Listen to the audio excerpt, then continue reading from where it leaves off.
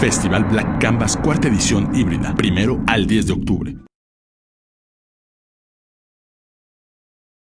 Por acompañarnos en el inicio de la cuarta edición de Black Canvas, Festival de Cine Contemporáneo. Con esta mesa sobre nueva crítica latinoamericana es que comenzamos la extensión del Canvas. Este año, por supuesto que es un año muy particular para todos, y estas actividades que vamos a tener en la extensión del Canvas también lo serán. Tratamos de adaptarnos a las circunstancias de nuestro tiempo, como siempre lo hacemos, como es el espíritu propio del festival. Y en esta ocasión, pues la adversidad nos ha traído otras posibilidades, como por ejemplo plantear esta mesa con la que inauguramos las actividades, en este caso virtuales, de la extensión, que como todos saben ya son actividades enfocadas en la formación académica, en la expansión de la discusión pública y en el ampliar el espectro de la discusión de la imagen cinematográfica. En esta ocasión, la posibilidad que se nos permite con esta mesa es poder dialogar con toda una generación crítica latinoamericana que está justamente cuestionando, expandiendo el discurso, los alcances, las posibilidades de la imagen y de la palabra, y que la verdad estamos muy honrados de poder lograr. Sobre todo y muy agradecidos con los invitados por aceptar la invitación, porque tenemos un panel de primer nivel. En esta ocasión, primero quiero dar una pequeña introducción antes de darle la bienvenida a nuestros invitados.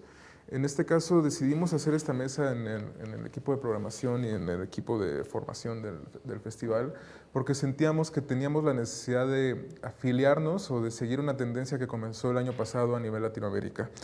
Primero, el programador de Mar del Plata, Marcelo Alderete, decidió hacer un nuevo mapa de Latinoamérica, Cuadernos de Cine, un proyecto del Festival de Mar del Plata, en el cual conjuntaba diversos textos críticos de voces emergentes o voces jóvenes del panorama crítico, tratando de historizar y también cuestionar y plantear los nuevos caminos o las nuevas posibilidades de la crítica cinematográfica, y muy afín también al nuevo cine latinoamericano, por decirlo, que no encasillándolo en un término, en una tendencia, en una comunidad, pero simplemente como en estas nuevas voces o en estas nuevas formas que están surgiendo.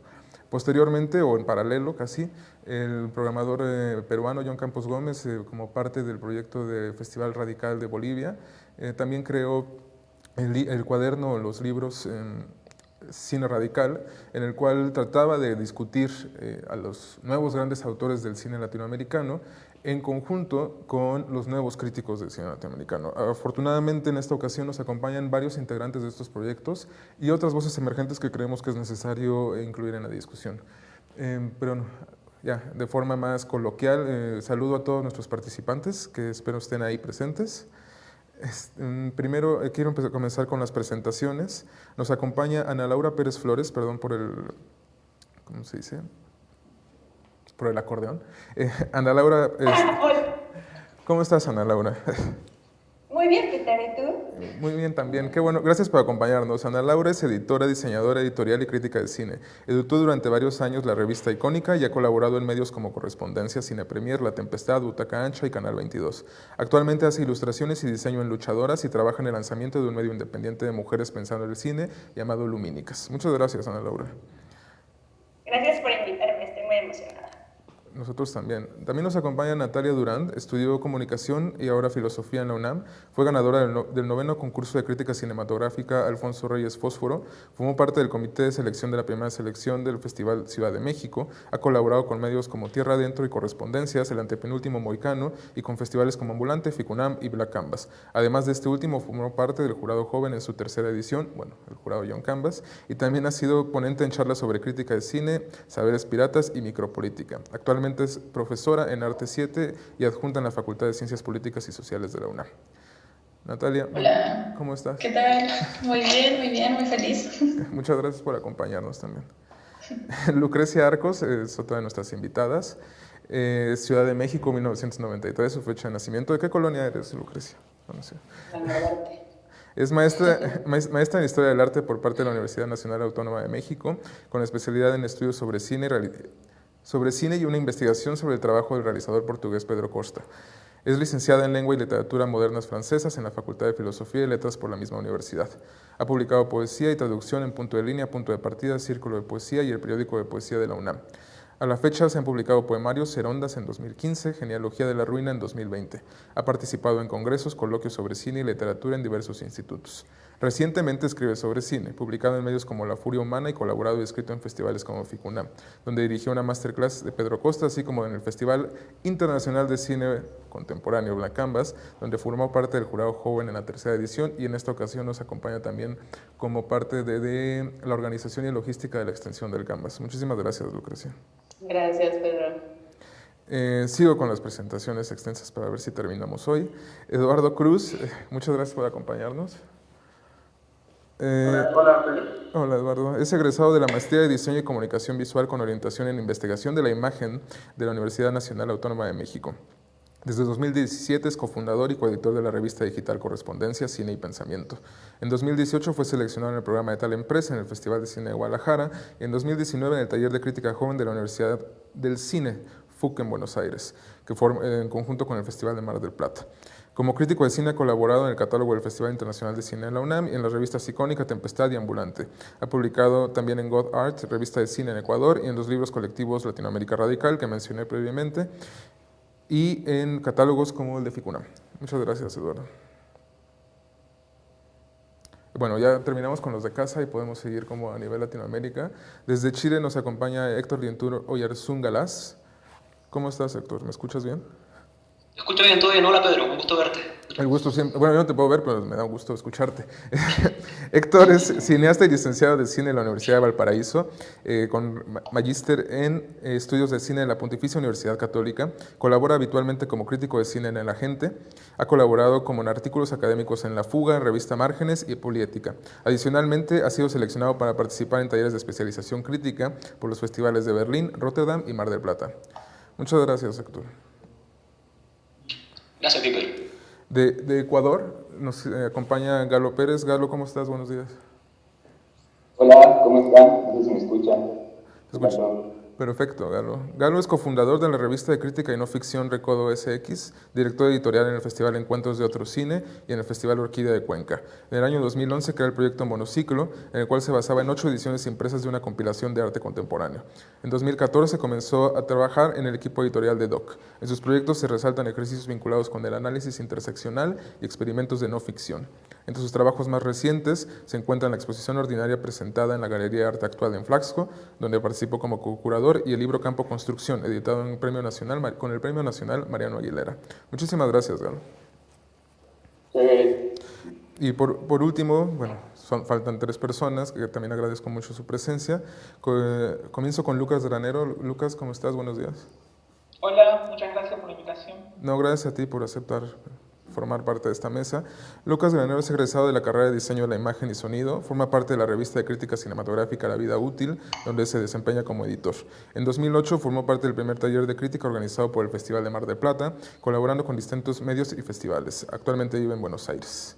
Ramiro Soncini también nos acompaña. Ramiro, buenos días. Hola, ¿qué tal? ¿Cómo va?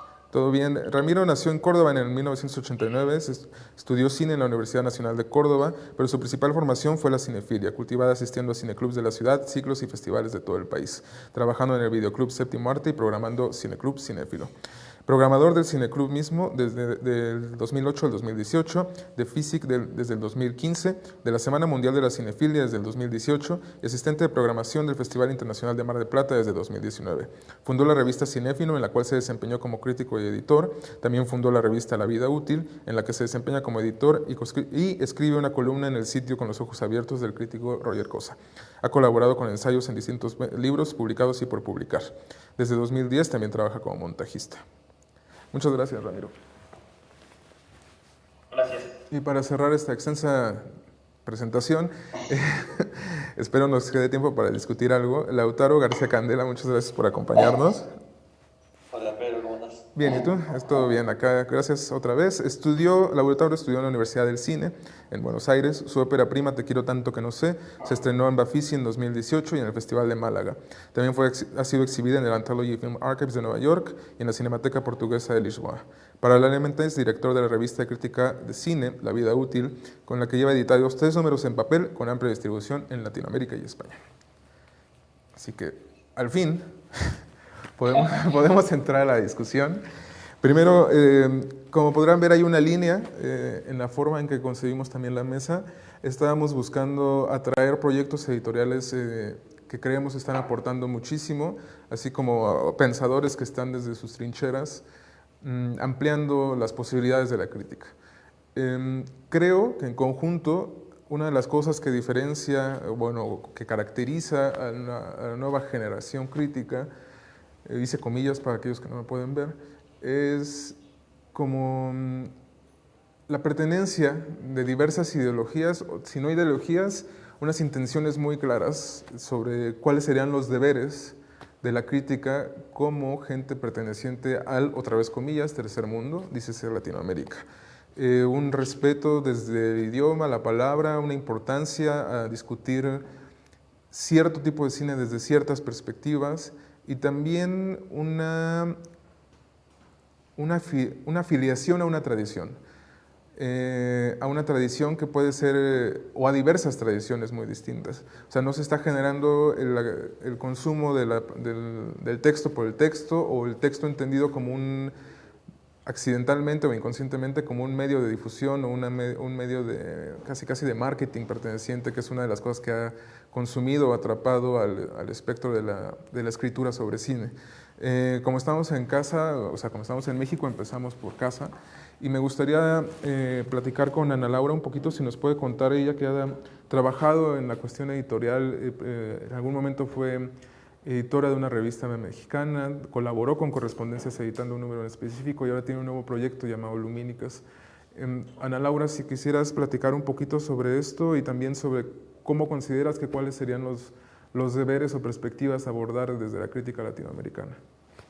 Claro, Peter, pues bueno, sí, creo que, bueno, algunos de aquí los conozco y he seguido su trabajo desde el principio y creo que tenemos un montón de cosas en común. Primero es como esta urgencia de encontrar ciertos espacios o ciertos lugares. Bueno, no sé, no conozco bien las edades de todos los que estamos aquí, pero muchos de nosotros somos millennials y somos una generación estigmatizada y discriminada por otras generaciones. Y creo que es algo con lo que nos hemos encontrado desde el principio, ¿no? Como esta necesidad de abrir nuestros espacios, un poco pues también nos tocó una época de cambio, ¿no? Yo cuando entré a Icónica era la revista de la Cineteca Nacional, y me incorporé en una etapa en la que se pasó a formato digital, ¿no? Entonces nos volvimos independientes, pasamos Icónica digital, se dejó de imprimir, salió impreso durante, ¿qué fue? 3 años, fueron 11 números, y entonces de repente fue replantear todo esto, ¿no? Y por eso también me llamaron a mí. Los 2 directores de la revista en ese entonces, Abel Cervantes y Abel Muñoz, pues son críticos de la generación X. Entonces ahí de entrada había como ciertas, pues no sé, hasta como enfrentamientos de nuestra formación, ideológicos, etc. Y pues lo que pretendimos desde el principio fue hacer una especie de diálogo intergeneracional, que también ya estamos, o sea, no han pasado tantos años de eso fue hace 5 años. Y un poco ya está como llegando el siguiente relevo, ¿no? O sea, como nuevas generaciones que piensan de otras maneras. A mí me vuela la cabeza, por ejemplo, lo que hace Natalia, ¿no? O sea, a mí nunca me hubiera imaginado hacer los textos que hace Natalia, como que siempre pensamos la crítica de una forma súper esquemática, y aunque nosotros sentimos que... O sea, como que hay esta necesidad, creo, de apegarnos a cierto canon, en una necesidad de validación, escribir bien, hablar ciertas fuentes, escribir de cierta manera. Pero también hay otras formas de hacerlo, y hay otras formas de pensar el cine, ¿no? Creo que también una cosa riquísima en lo que hacemos es que, pues, siendo honestos, pensar el cine no es necesario. No es algo esencial en la vida. O sea, podemos dejar de hacer lo que hacemos y nadie se va a morir. Y entonces... Solo nosotros, ¿verdad? Solo nosotros, de tristeza. Pero está bien, ¿no? O sea, igual hasta viviríamos mejor si hiciéramos otras cosas. Pero no, o sea, a lo que voy con esto, suena terrible, hasta vi como las caritas de todos, ¿qué dijo? Pero creo que eso permite como hasta relajarnos un poco, ¿no? Saber que podemos jugar, que podemos ser irreverentes, que podemos cuestionar las formas, que podemos cuestionar las tradiciones que nos respaldan. Y sí, obviamente para cuestionarlas hay que comprenderlas, hay que conocerlas, hay que leer, hay que estudiar, etc. Pero entonces también con base en eso, atrevernos a hacer otras cosas, porque al final es como a qué canon nos estamos apegando, a qué estándares estamos tratando de responder, ¿no? Si somos una generación o unas generaciones que estamos enfrentándonos a medios distintos, y a maneras distintas de ver el cine, ¿no? Esto que está pasando este año nos sacudió a todos. Nosotros nos creíamos súper acá de, sí, ya, estamos entendiendo el internet y los medios digitales y etcétera. Y no, o sea, esto que está sucediendo que nos obligó a todo el mundo a irnos a encerrar a casa y a ver el cine en pantallas chiquitas, algo contra lo que muchos nos hemos rebelado y nos hemos resistido así durante mucho tiempo. No sé, o sea, pero al final de eso sigue siendo cine, ¿no? Y sigue siendo, bueno, tan siquiera en lo personal para mí fue un espacio como de intimidad conmigo misma, de como una casa dentro de casa, ¿saben? O sea, como...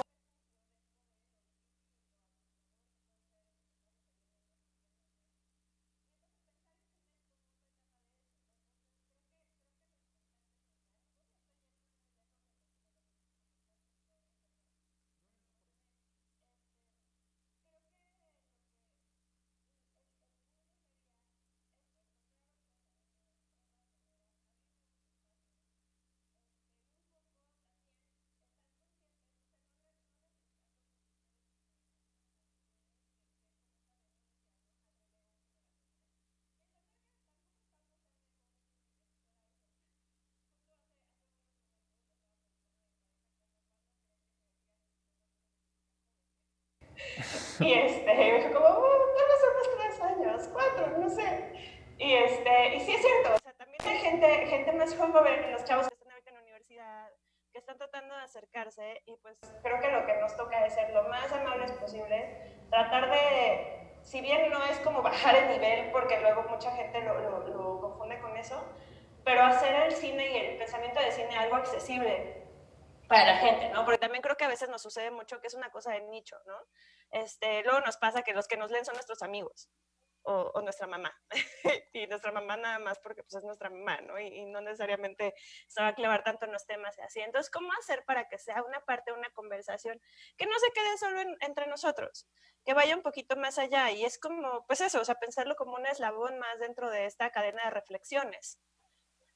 Porque pues es eso, o sea, lo rico de esto es que es una reflexión, que nunca vamos a llegar a respuestas absolutas, que nos podemos agarrar del chongo durante horas por si tal película es chida o no chida, y al final ese no es el punto, al final son todas las conversaciones que se detonan a partir de esto y de pensar el cine, qué es lo que nos tiene convocados aquí, qué es lo que hace que muchos de nosotros hayamos estudiado lo que estudiamos. Yo estudié comunicación porque quería hacer cine, qué oso, y al final terminé pensando el cine, y soy mucho más feliz, o sea, entonces creo que es eso, o sea, como entenderlo como una parte de una conversación. Eso. Espero haber respondido un poco lo que estabas planteando, Pedro, y si no, perdóname.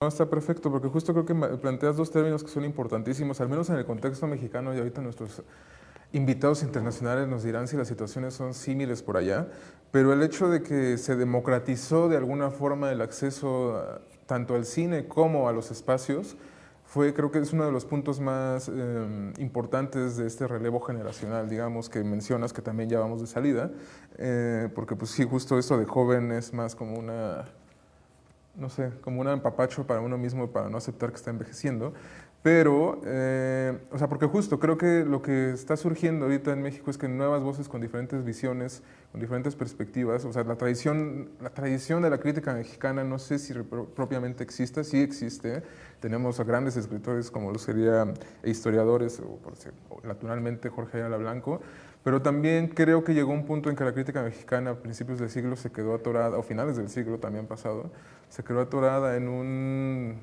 si no, academicismo tal vez, y que esta democratización o esta expansión o esta desburocratización de la palabra, porque así fue, permitió muchísimas otras cosas o posibilidades. No sé si alguien aquí del contexto mexicano quiera ampliar algo en ese rubro. Bueno, yo. Por favor. Allá voy. Bueno, primero estoy como súper feliz también de estar con amigos, también colegas que no conozco, pero bueno, la vida útil, el trabajo que hacen, soy súper fan, entonces es como muy bonito también poder compartir este espacio y gracias Ana Laura por las flores que me aventaste hace rato. Pero a ver, pensé algunas cosas justo sobre la situación de la crítica en México. Creo que no podría hablar en general de Latinoamérica, pero al menos sí de cosas que veo en una proximidad, ¿no? Entonces creo que hay un estado, digamos, de cosas, ¿no? Que sería, me gusta mucho cuando Franco Bifo Berardi al inicio de la sublevación dice, la crisis más importante de nuestro tiempo no es la económica, sino la de la imaginación. Entonces, me parece súper interesante porque creo que esto, o sea, nos habla de un panorama estético, político, afectivo, pero que creo que por supuesto también brinca de inmediato a la crítica cinematográfica, ¿no? Entonces, al pensar en los textos, yo lo que veo muchas veces, sin generalizar por supuesto, pero sí me gustaría hablar como de ciertas tendencias, es que hay muchas repeticiones, ¿no? Incluso diferentes textos, diferentes autores hablando sobre las mismas películas, veo la repetición de clichés lingüísticos, ¿no? De los mismos referentes, ¿no? Hay más o menos como un horizonte súper compartido y eso me parece, pues sí, ¿no? En cierto modo preocupante, ¿no? O sea, digno como de poner la atención, ¿no? Otra cosa, ¿no?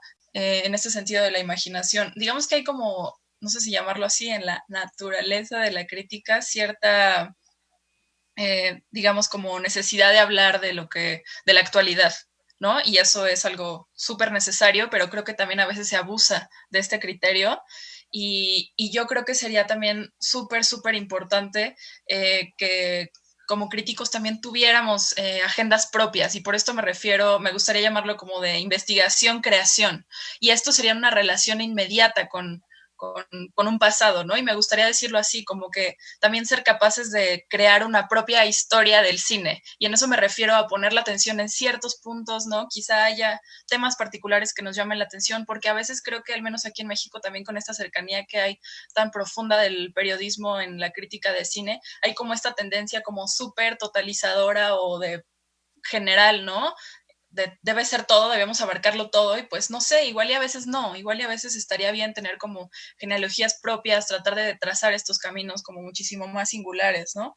Y bueno, sí, también la verdad sí creo que hay como generación, sí hay, un amigo lo decía, ¿no? Y que creo que tiene razón, ¿no? Que nuestra generación pues luego no conoce tanto la historia del cine, también sí lo creo y creo que es una cosa donde por cierto me incluyo, o sea, no, yo no estoy por encima de eso, pero ni de broma, sí, donde creo que sí hay una necesidad como de indagación y por ahí también creo que esto tiene que ver con una tiranía, lo voy a decir así, de la inmediatez, ¿no? También hay una cosa como que súper hay que tener cuidado ahí, que creo que es, si bien todos estos medios nos han facilitado este acceso a ahora sí a un montón de películas, pero me parece que sería ingenuo pensar que el cambio en el medio significa un cambio en la subjetividad, y no es así, ¿no? O sea, entonces, ¿por qué podría repetirse tanto el seguir viendo las mismas cosas, o por qué habría todas estas formas de clichés? Porque pues no es como inmediato, ¿no? Es una democratización que nos posibilita algo, pero que eso suceda de facto,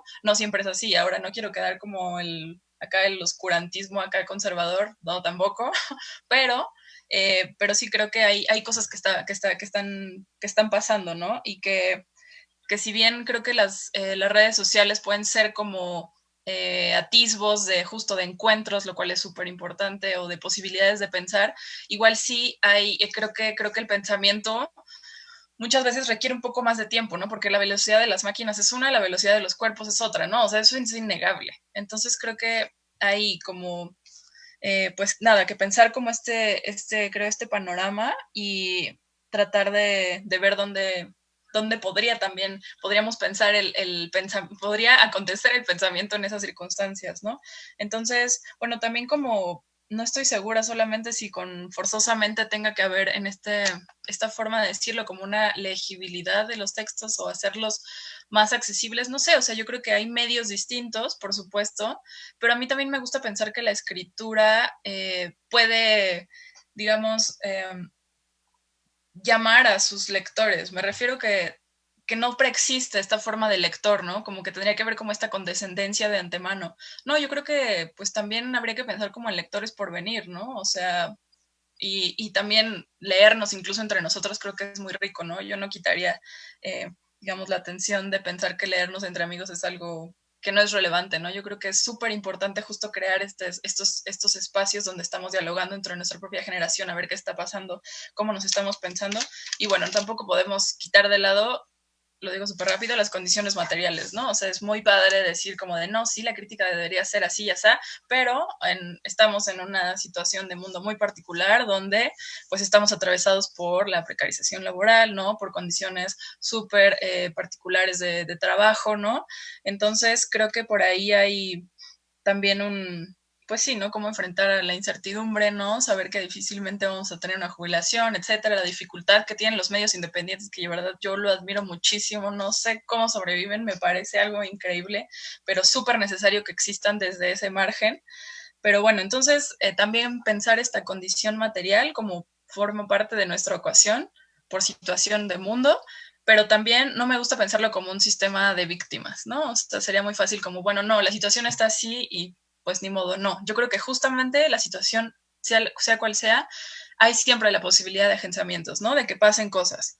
Entonces, me gustaría pensarlo por ahí. Y bueno, finalmente, ya que lo decías, Ana Laura, me gusta pensar en un camino posible para no, digo, verme tan oscura.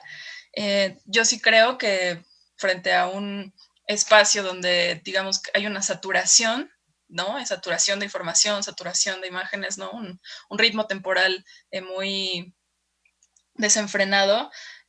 Pienso lo mismo con la escritura, ¿no? Quizá esto no va a solucionar nada, pero me parece un camino interesante que creo que no ha sido tan explorado, jugar con la forma de los textos, ¿no? Finalmente los textos son escritura, entonces, ¿qué pasaría si cuestionamos a la forma de otra manera, ¿no? Si hubiera ahí una posibilidad tal vez de salirse de esta operatividad nada más del lenguaje, ¿no? Entonces, me parece que por ahí habría un camino y pues nada, no sé, ¿qué piensen ustedes?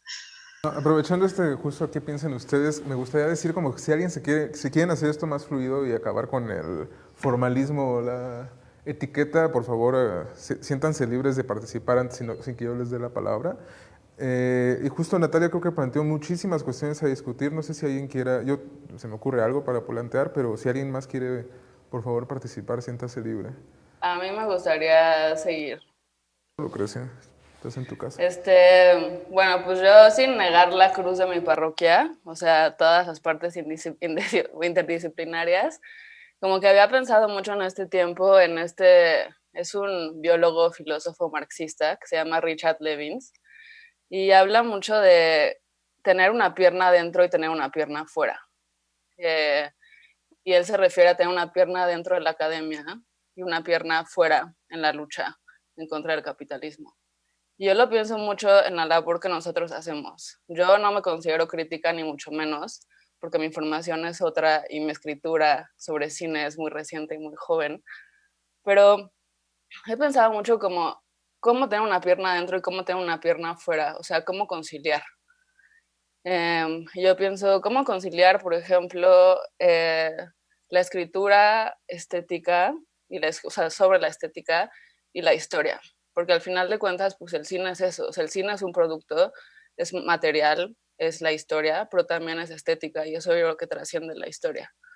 También pienso mucho como cómo conciliar la escritura sobre cine desde la academia, o sea, desde los film studies y desde afuera, o sea, de esta como formación crítica que hay como por todas partes de manera tan independiente. Entonces, o sea, yo me pregunto constantemente cómo tener una pierna dentro y cómo tener una pierna afuera al mismo tiempo, sin negar que a mí la academia me ha brindado muchas herramientas muy valiosas que bien que mal me han servido a mí para escribir y para plantearme problemas y resolverlos también en cuanto a mis textos.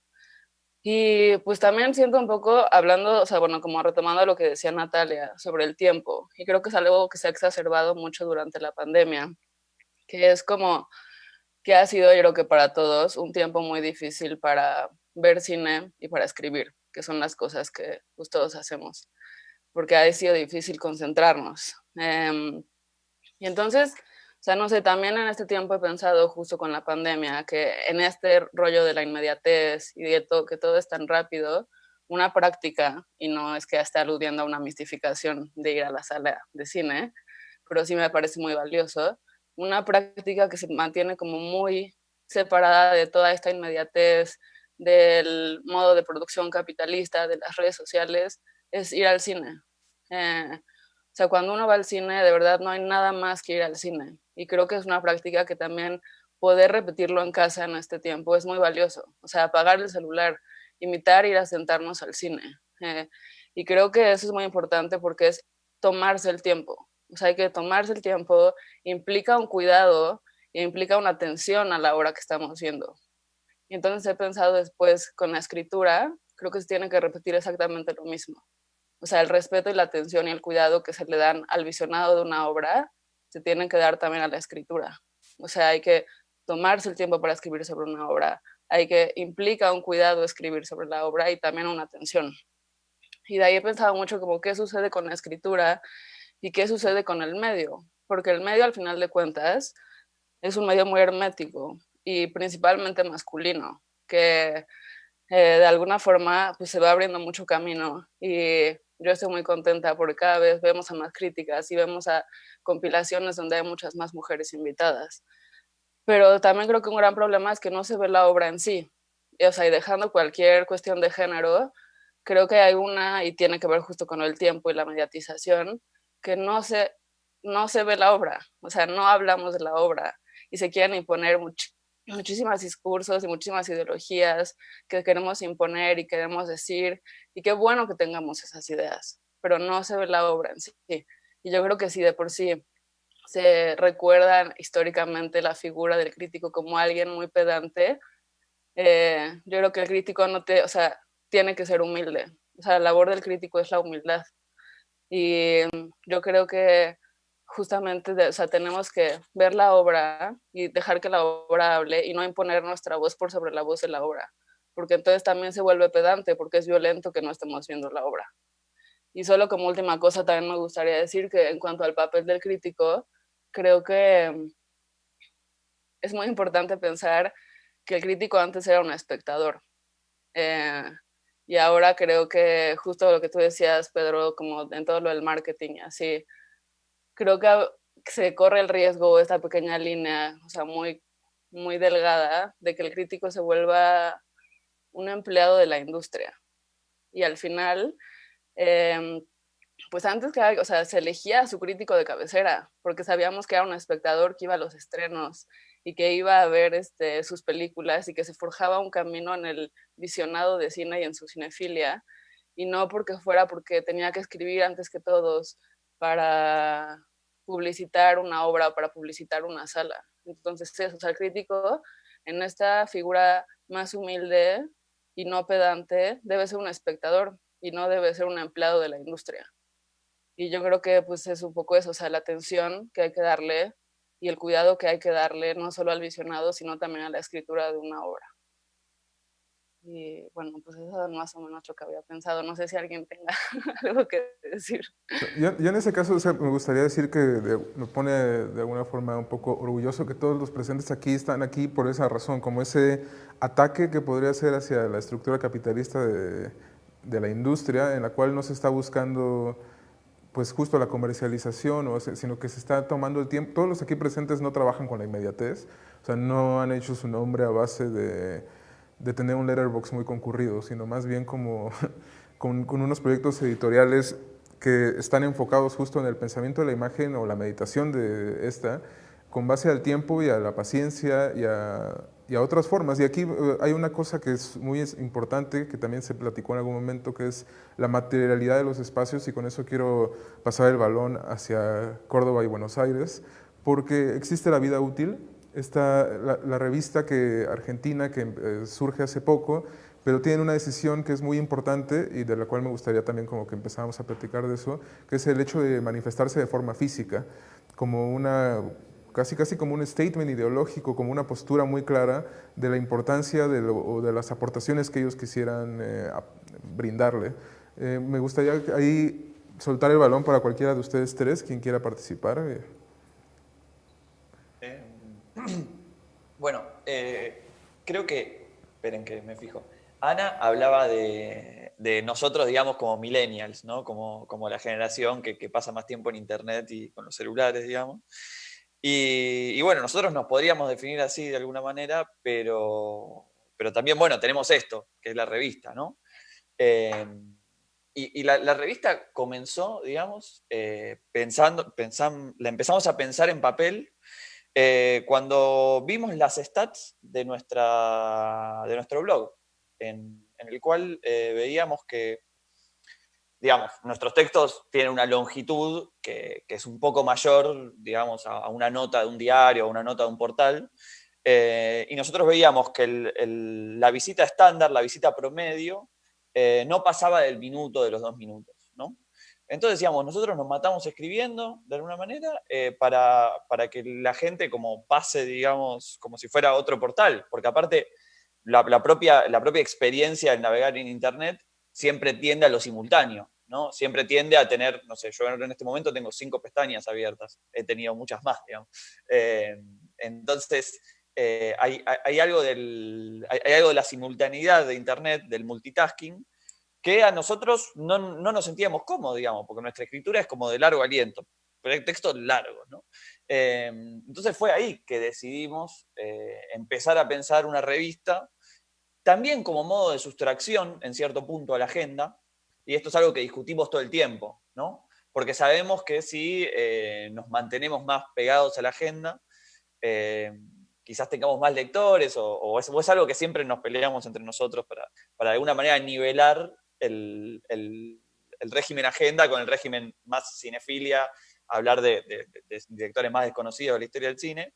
Y entonces nada, en ese descubrimiento de lo que pasaba con la página web, ahí surge el papel. Y otra cosa que tiene importante, más allá de la idea de abrirlo y olerlo digamos, y toda la experiencia del libro, también creo que se ve mucho más la línea editorial, digamos, porque en la revista uno tiene un índice, ¿no? Uno tiene una tapa, tiene una manera, digamos, de privilegiar ciertas cosas sobre otras, tiene un régimen de lectura, una línea de lectura.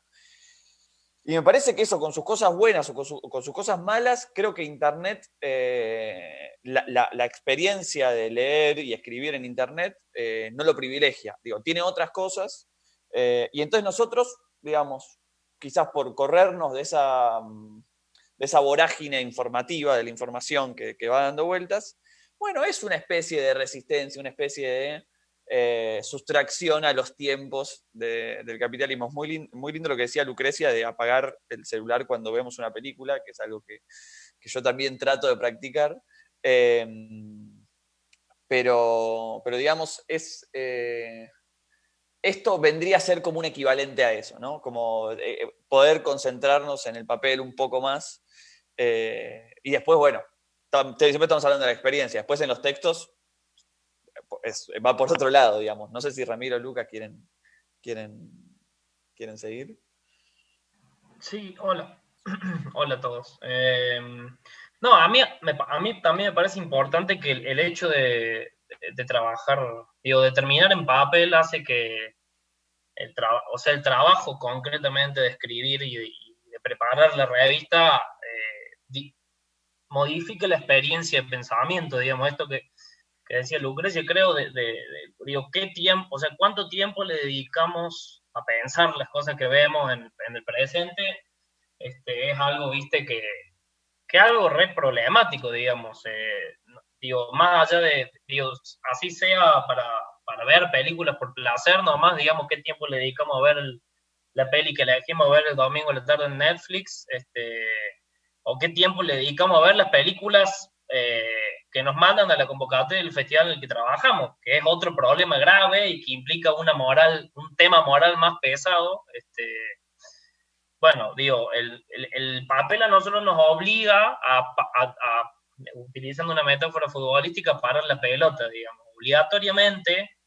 El hecho de terminar publicando el texto en papel y que eso no puede ser corregido nos llena de un vértigo que nos obliga, digamos, a tener las ideas más tiempo en la cabeza. Yo, por ejemplo, esta mañana le mandé a Lucas el archivo final de una parte nueva de la revista, del número 4, que es es como una especie bueno, como de centro dedicado a Graham Swan y Dan Sally. Y me he dado cuenta que no solamente es como la quinta vez que lo leo el texto y que lo corregimos, le damos vuelta y pensamos, sino que, digo, esos textos contienen una serie de ideas que aparecieron en nuestra vida en noviembre del año pasado, cuando los entrevistamos y los vimos en Mar del Plata, y cómo eso, digamos, de alguna manera está como... esa persistencia de ciertas ideas está naturalizada como algo negativo en realidad. O sea, ¿cómo puede ser que no estemos en algo nuevo? O sea, ¿cómo puede ser que hace un año que estemos pensando en las mismas ideas? Digamos, es casi como un sinónimo no sé, de quedado, digamos, de ser un poco quedado. Y sin embargo, yo tendería a defender, digamos, esa actitud quedada, digamos, porque me parece que en el tiempo, digamos, en el tiempo las ideas van, no me sale la palabra, van como el pan, como la masa madre, van leudando, exactamente. Van creciendo, se van modificando y van contagiando otras esferas, digamos, del pensamiento. Otras películas, digamos, y de alguna manera si uno cree que nosotros es algo que siempre decimos un poco, repetimos como loros, pero bueno, a algún punto creo que es lo que creemos. Si uno cree que la tarea de nuestros espacios es de alguna manera ir revisando y reestructurando la historia del cine, como salvando pequeñas injusticias, etcétera, etcétera, la persistencia de estas ideas hace que la construcción de esa historia del cine vaya modificándose, digamos, vaya nutriéndose de distintas perspectivas. Entonces me parece que, digo, es un poco desesperante porque yo tengo mucha ganas de ya estar pensando cosas nuevas, digamos, tengo ganas o sea, estoy escribiendo de La Flor, y La Flor es como siento, por otro lado, La Flor es algo de anteayer, ni siquiera de ayer, y ya hay cosas nuevas, súper, digo, no sé, no se me ocurre nada nuevo, pero no sé cuál es el tema más candente de la agenda ahora, pero hay varios más candentes que La Flor. Pero bueno, digamos, estar un poco desfasado tiene sus costos, pero tiene sus beneficios, digamos, en términos. Yo creo que las ideas mejoran, las ideas son más profundas, las ideas en última instancia son más genuinas. Otra pregunta. A mí me gustaría agregar algo en relación a lo que comentaba Ana Laura con esto de las generaciones de la crítica en el país en el que uno vive y cómo eso se va poniendo en crisis de alguna manera, o cómo uno se termina adaptando a cierta línea genealógica de la crítica de su país. Yo siempre pienso que la vida útil tiene algo muy, muy, muy importante, que se piensa la revista como si tratase de una especie de internacional cinéfila del momento, digamos. Nos parece muy, muy importante entrar en comunicación con críticos y colegas y cinéfilos de otros países que nos cuenten lo que están viendo, que nos cuenten qué se hace en su país. En el número 2, por ejemplo, hay un texto de Víctor Guimaraes, que él es un crítico programador de Brasil, y la verdad que fue un texto muy revelador cuando nos llegó, porque si bien uno piensa la revista y piensa su percepción de la crítica y de la historia del cine desde internet y que uno es un poco hijo de las descargas y de encontrar todo y que de repente el acceso a la historia del cine sea como muy veloz y elástico en un punto. Sin embargo, de Brasil no sabíamos nada, digamos. Él nos mostró que había unas películas y cines de los que no teníamos ni idea. Disculpa, ¿puedes aguantar tantito la idea un segundo? Tenemos que hacer un corte técnico para una cuestión de la imagen y nada más continuamos con la idea. Perdona que te tenga que cortar de esta forma. Solo 2 segunditos. En 2 segunditos ya podemos regresar, es para poder recobrar la imagen, pero creo que hay un tema muy importante sobre, porque me gustaría hacer también ahorita después de esto, perdón por la interrupción otra vez, pero con el cuestionamiento esto de cómo, a pesar de que hay afinidades como de los mismos intereses, que puede ser que un cinéfilo bueno, en la Ciudad de México tenga los mismos intereses que un cinéfilo en Córdoba, o en Santiago, o en Ecuador, o sea, como esa cuestión me parece muy importante, pero también justo estos cines ocultos, como el caso de que Víctor permite que conozcamos más de la tradición de cine brasileño, que para nosotros sería completamente ajena o difícil de acceder, y que también habría una responsabilidad de acercar esos contenidos a los otros, pero también de encontrar esas afinidades entre todos nosotros. Es una cuestión muy interesante que me gustaría discutir. Pero nada más, en unos segunditos seguimos contigo. Perdona por el corte tan feo.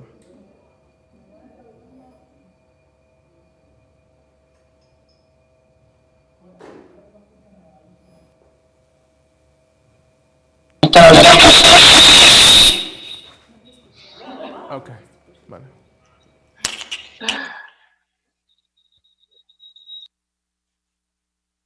No entiendo, Bueno, ¿pero ahora lo están grabando esto o no? no sé. Estas son las cosas de internet también, ¿no? Sí, bueno, igual yo quería discutirla, Albert. Después podemos saber. Creo que sí se... No.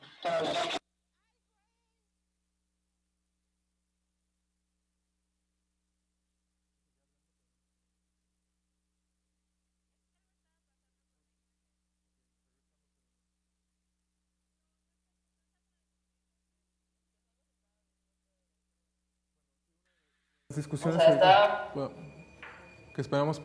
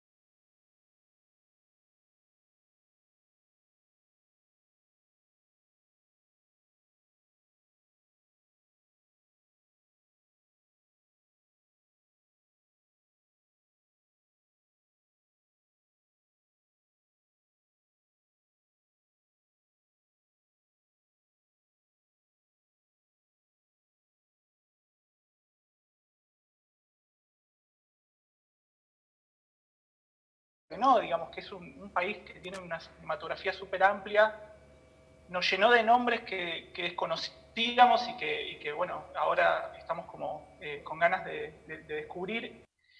Y creo que eso también genera o impone en la revista un fenómeno que es muy característico de Internet en un punto, ¿no? Que tiene que ver con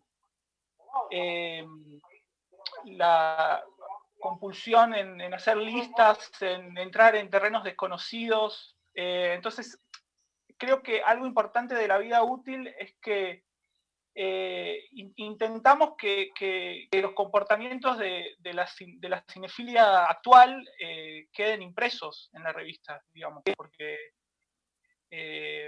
hay algo de la crítica, de la forma de hacer crítica, de la forma de pensar las películas que también yo siento un poco rancia a este punto, y creo que la revista en un punto, no sé si lo consigue, espero que sí, tiene que ver con plantear una idea de una cinefilia y de una crítica activa, digamos, ¿no? Como que esté todo el tiempo en búsqueda de nuevas cosas, de nuevas voces, y bueno, esa es una de las misiones que tenemos, eso simplemente.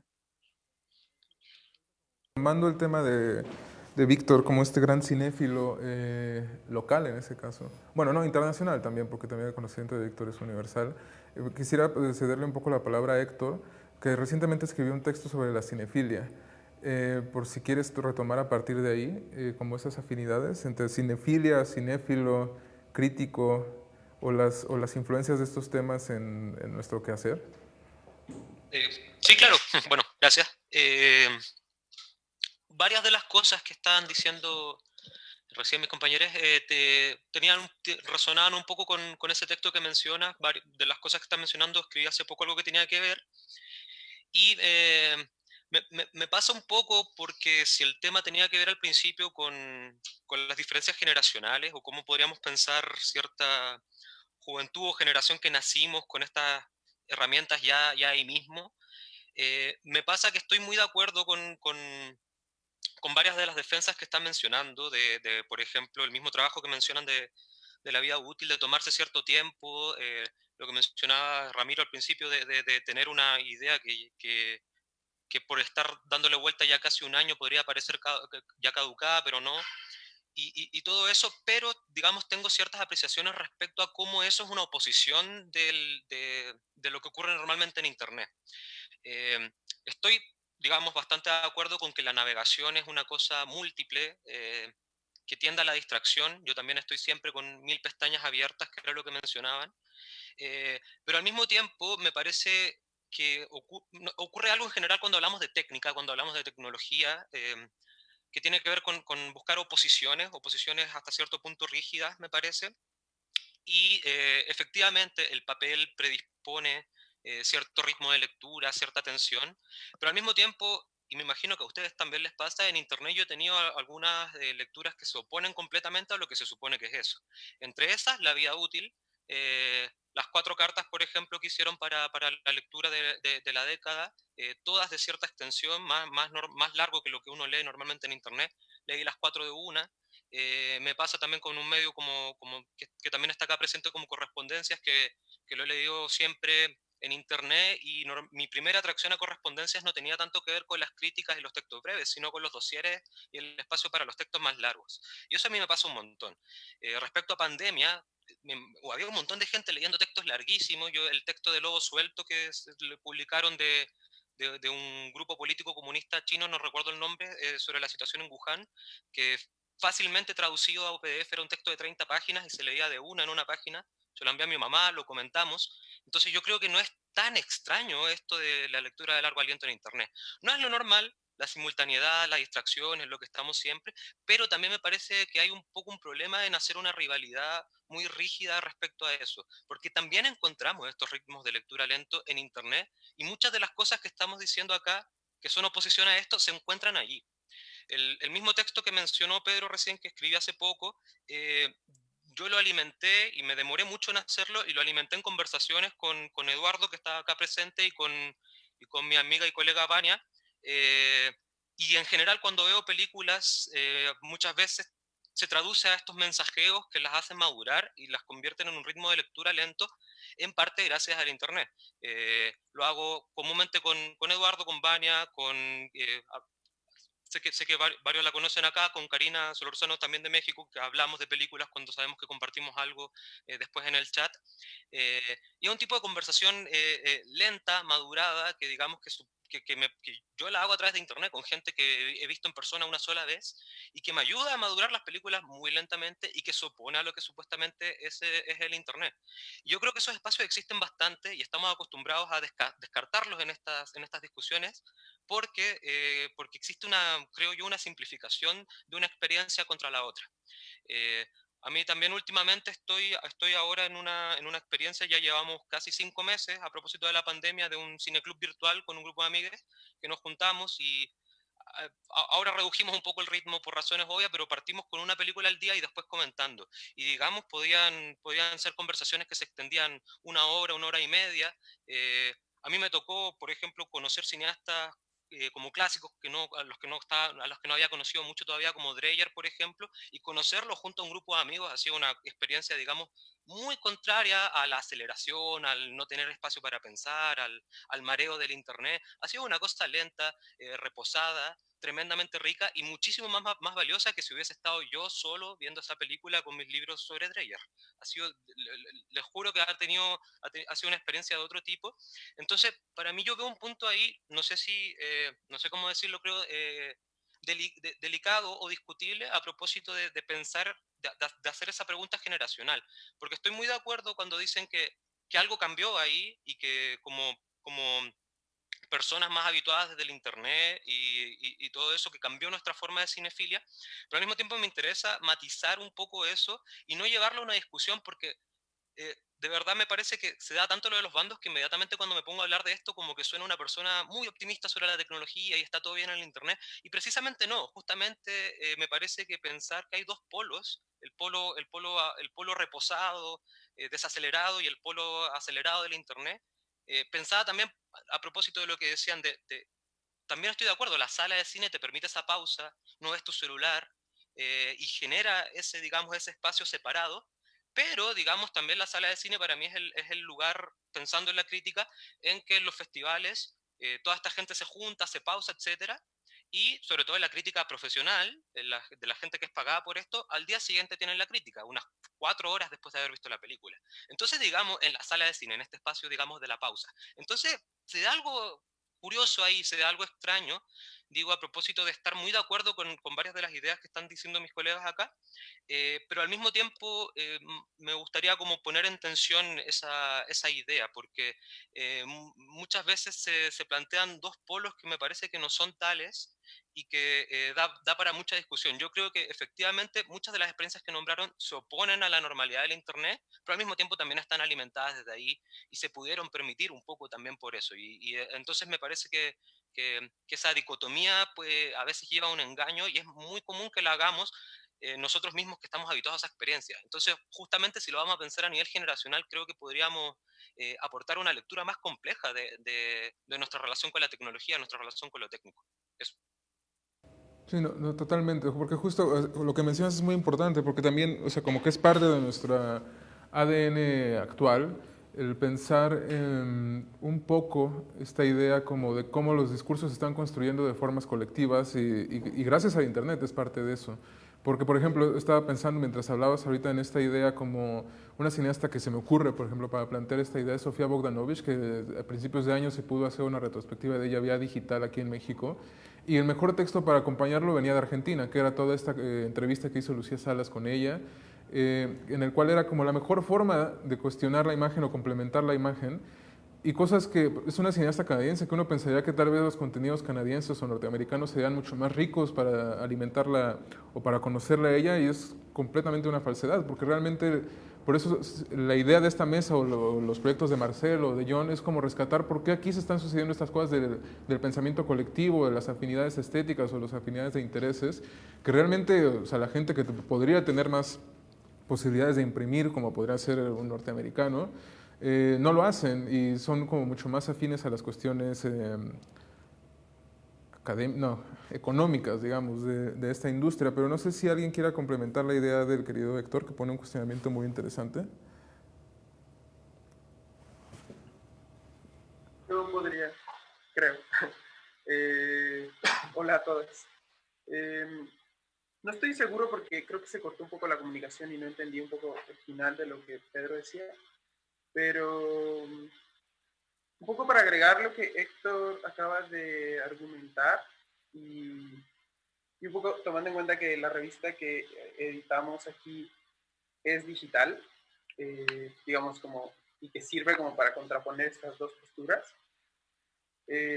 Correspondencias es una revista digital, no solo por la parte económica, en su momento habría sido imposible iniciar el proyecto si hubiéramos querido lanzarlo desde el número 1 como impreso, como hicieron en la vida útil.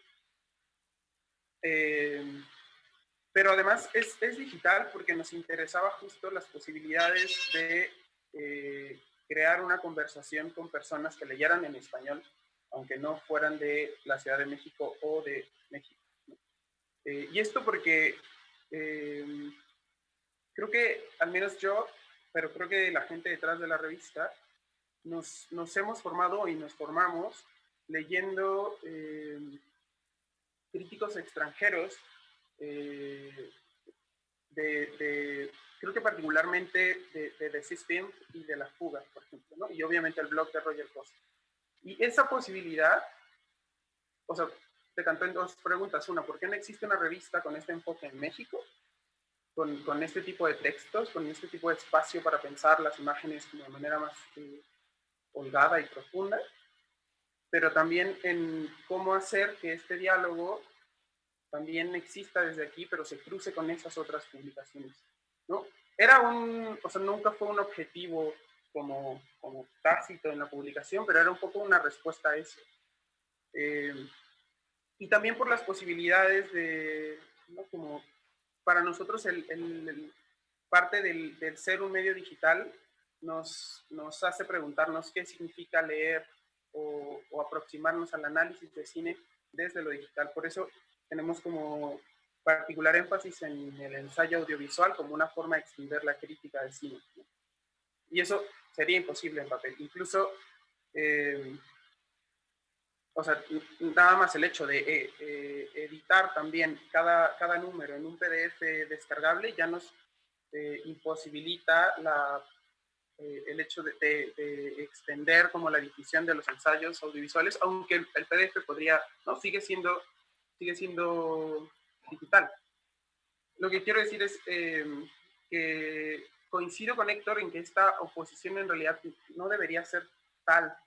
Más bien, creo que, digo, yo particularmente colecciono publicaciones, me encanta leer en papel, y aún así creo que gran parte del pensamiento cinematográfico que he ido cultivando, el poco o mucho que he ido cultivando en estos años, se lo debo a lo que he leído en internet, ¿no? Y esto me lleva a dos cosas como del principio de la conversación, que tiene que ver con algo que dijo Natalia sobre que no preexiste una forma de lector, como pensar que las estadísticas, o sea, más bien como darle tanto dominio a las estadísticas. Yo confieso que en la revista no consultamos tanto las estadísticas de lectura porque en primer lugar no queremos que eso impacte en la forma en la que editamos la publicación, ¿no? Como muchas veces nos han dicho, deberían ser textos más cortos, deberían pensar en agregar como el usuario de Twitter de cada uno de los autores, porque eso le da movimiento a los textos. Nos han sugerido como convenciones de publicaciones digitales. Yo creo que suponiendo justo que somos una publicación digital, pero que son convenciones que a nosotros no nos sirven porque funcionamos o pretendemos funcionar con otro ritmo u otra velocidad, ¿no? Y también pensaba, pensando en esta necesidad de entablar un diálogo con publicaciones que no son de México, que tiene que ver al respecto de la pregunta original de esta charla, que era como cuáles serían los deberes de la crítica de nuestra generación. Y pensando como que creo que existe, al menos en México, como cierta orfandad generacional en tanto a la crítica de cine, porque como que de Ayala Blanco no tenemos como a nadie más. Es importante justo eso, porque al final creo que nosotros como críticos en este país tuvimos que salir a buscar, ¿no? Como voces y letras que nos guiaran, que no estaban sucediendo aquí, ¿no? Y eso de alguna u otra manera no habría sucedido sin esta explosión demográfica, no solo de las películas o del cine, sino también de las publicaciones de cine en la web. Creo que Jonathan Rosenbaum reflexionaba o publicaba al respecto hace, creo que el texto se llama justo así, como la escritura de cine en la web. Y él, como partiendo y haciendo un relato de toda su experiencia como crítico de cine durante décadas en diferentes publicaciones y para diferentes editores, celebraba como todas las posibilidades que implicaba para la nueva generación no estar atados como a intereses económicos o intereses ideológicos de publicaciones que te contrataban, pero bien o no podías tú cuestionar. Y a mí me parece, no sé si igual estoy hablando desde la ignorancia, pero como que celebro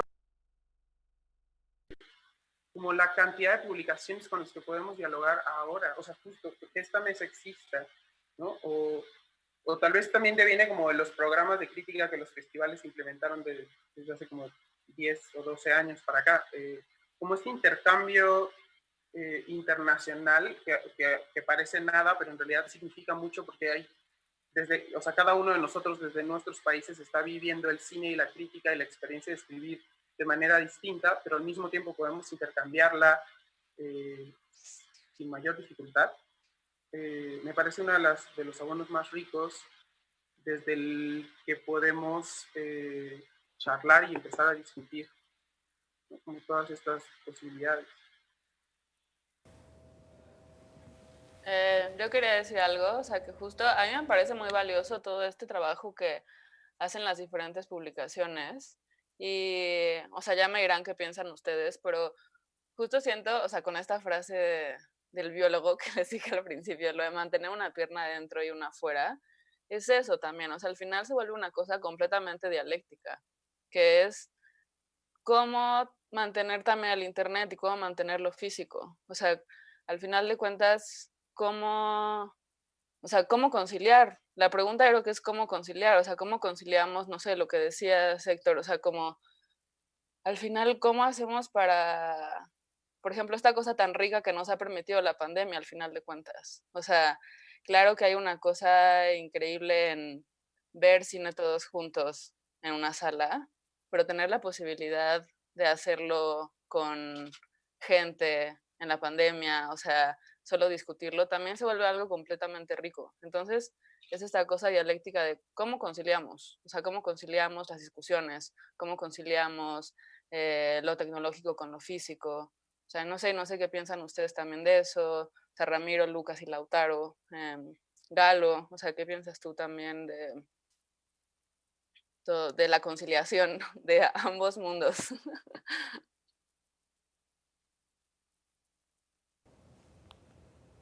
Que hable, si hay alguien que no habló, que hable y después hablamos. Galo, tu micrófono. Hola. Sí, ¿me escuchan ahorita? Sí, la verdad es que todo lo que están diciendo ahorita y esta conciliación entre lo académico y lo fuera de la academia me parece súper interesante, pero sobre todo también me interesa este papel que habla Eduardo, en el sentido de más bien cuál es el que nos ha tocado vivir también como una especie de defensa ante las publicaciones específicas, hegemónicas, que todo el tiempo estamos leyendo y releyendo, ¿no? Entonces, para nosotros, por ejemplo, el proyecto de Recodo nace en ese tema, ¿no? Como un poco salir de esta inmediatez, del tema un poco, justo con lo que decían también los chicos de la vida útil, de quedarnos un tiempo con las ideas un tema un poco anticapitalista en estos tiempos así súper rápidos en los que todo se tiene que consumir. Entonces, en ese plano también nosotros empezamos un poco a jugar con los formatos, ¿no? Y entender también que estos formatos de la web y lo impreso pueden jugar entre ellos también y pueden complementarse. Sí, para nosotros es súper importante también lo impreso, por lo que dice y por lo que tal vez por la experimentación dentro del papel también, y que incluso cada texto puede jugar con la impresión. Pero también nos interesa muchísimo tal vez pensar sobre este texto en web, que tiene también sus posibilidades enormes, ¿no? Empezando por la difusión, hasta también en el formato y en las formas en las que puedes un poco desapegarte del papel tradicional de los medios, ¿no? Para nosotros, por ejemplo, nuestro trabajo ha sido también dentro de la promoción de las películas. Hemos trabajado durante algún tiempo en festivales de cine y entendemos que, por ejemplo, una película tiene como un cuerpo de texto, desde la sinopsis hasta la promocional y todo tiene que ver alrededor de un pensamiento que propone la película, en primer lugar. Y luego el texto crítico viene un poco más como hacia lo personal. Hacia nosotros, por ejemplo, en nuestra revista, privilegiamos un poco el tema de la primera persona y empezar a crear caminos de pensamiento. Y para nosotros, por ejemplo, lo más largo quizás es el tema de la edición. Nos encanta demorarnos por mes, por publicación, de 3 meses a así darle un poco de, como decía, dejarle leudar a las ideas, ¿no? Y ver ahí si la idea se fractura, si empezamos yo he aprendido mucho más de cine, de la gente con la que estoy escribiendo, de mis editores y de la gente que yo estoy editando, que en sí mi propia investigación particular, ¿no? Entonces también para nosotros, además de que nos lean, también es súper importante el proceso en el que estamos trabajando.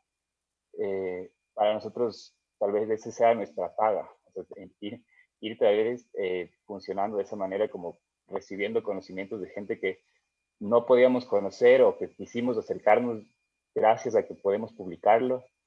Entonces, en ese sentido, para nosotros es una experiencia súper grande en temas de aprendizaje, no sé si didácticos en sí o académicos, pero en temas de aprendizaje también.